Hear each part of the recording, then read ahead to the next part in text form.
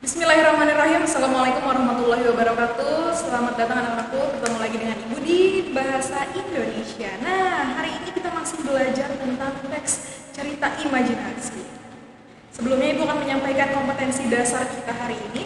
Yang kompetensi dasar kita hari ini hanya satu ya, Nak ya, yaitu menelaah struktur dan juga kebahasaan teks narasi atau cerita imajinasi yang dibaca dan didengar. Nah, ini tujuannya setelah nanti kita belajar diharapkan kalian mampu menelaah struktur dan juga kebahasaan dari teks cerita imajinasi yang dibaca dan didengar dengan baik tentunya.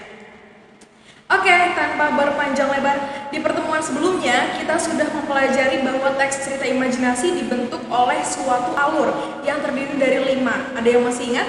Yang pertama alurnya yaitu bagian pengenalan cerita. Jadi di awal ada pengenalan cerita. Kemudian yang kedua pengungkapan peristiwa, mulai timbul masalah-masalah kecil gitu ya.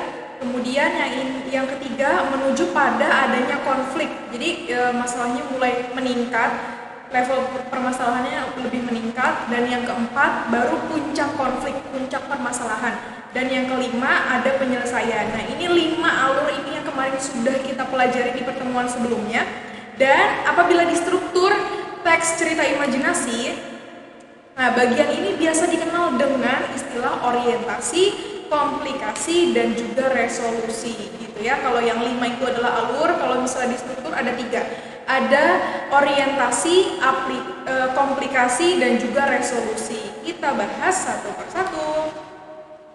Ini ya, struktur teks cerita imajinasi. Struktur yang pertama tadi ada orientasi atau pengenalan cerita.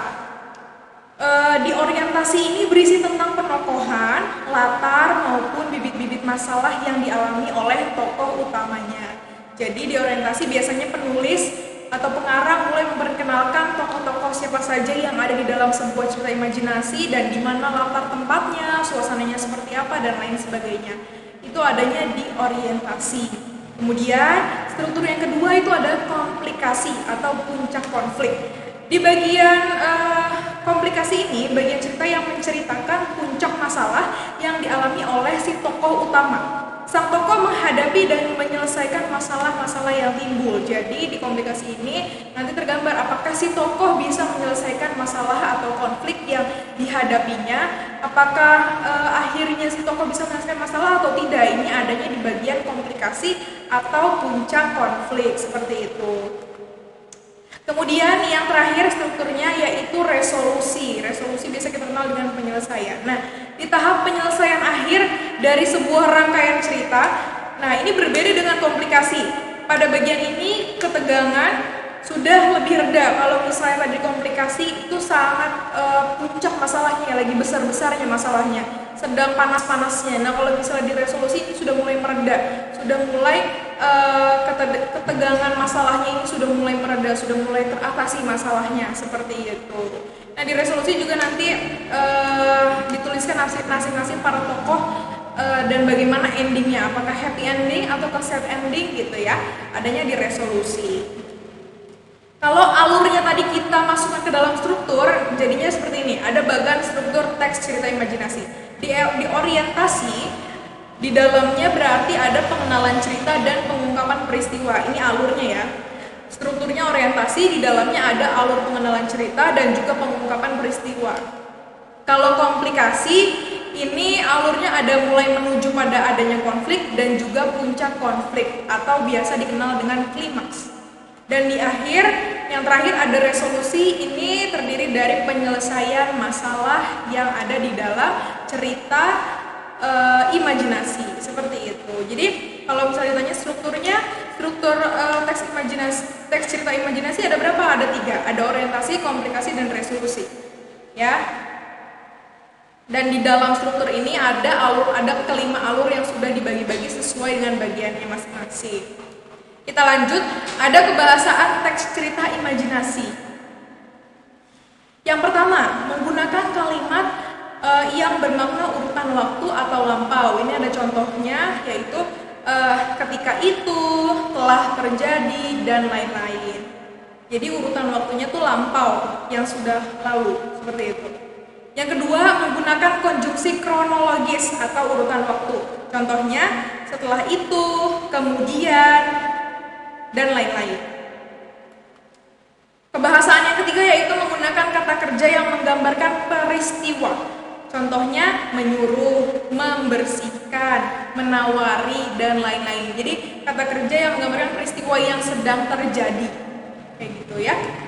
Kemudian yang keempat, ada menggunakan kata kerja yang menunjukkan kalimat tidak langsung. Contohnya mengatakan, menceritakan. Nah, bisa ada di dalam kalimat misalnya gini. Ani mengatakan bahwa, nah itu kata mengatakannya termasuk kata kerja yang menunjukkan kalimat tidak langsung. Seperti itu ya.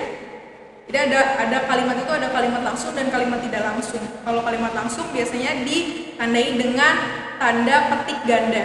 Kalau tidak langsung biasanya ada kata kerja yang menunjukkan kalimat tidak langsung seperti ada di PowerPoint. Bisa dilihat contohnya yaitu mengatakan, menceritakan, mengungkapkan, dan masih banyak lagi. Kemudian kebahasaan teks cerita imajinasi yang kelima yaitu menggunakan kata kerja yang menyatakan sesuatu yang dirasakan tokoh. Contohnya mengharapkan, mengalami, dan lain-lain. Jadi menyatakan apa yang dirasakan oleh si tokoh seperti itu ya. Mengkhawatirkan itu juga termasuk kata kerja yang dirasakan gitu ya. Kemudian yang keenam, ada menggunakan banyak dialog yang ditunjukkan dengan tanda petik ganda. Nah, kalau dialog artinya ini kalimat yang langsung, yang diucapkan langsung oleh tokoh-tokoh yang ada di dalam teks cerita imajinasi. Ditandai dengan tanda petik ganda.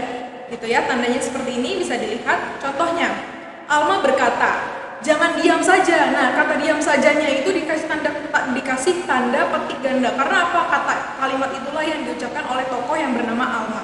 Seperti itu. Dan ini kalimat langsung, artinya apa yang diucapkan oleh tokoh langsung ditulis tanpa dibahasakan kembali oleh si penulis teks cerita imajinasi. Seperti itu. Kebahasan yang terakhir yaitu menggunakan kata-kata sifat untuk menggambarkan tokoh, tempat, ataupun suasana yang ada di dalam sebuah teks cerita imajinasi yang ditulis oleh pengarang. Seperti itu. Wah, sudah selesai ternyata.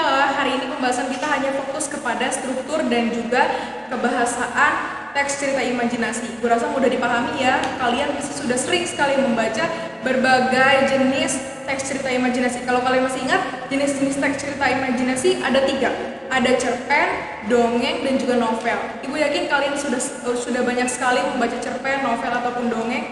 Nah, itu termasuk ke teks cerita imajinasi seperti itu.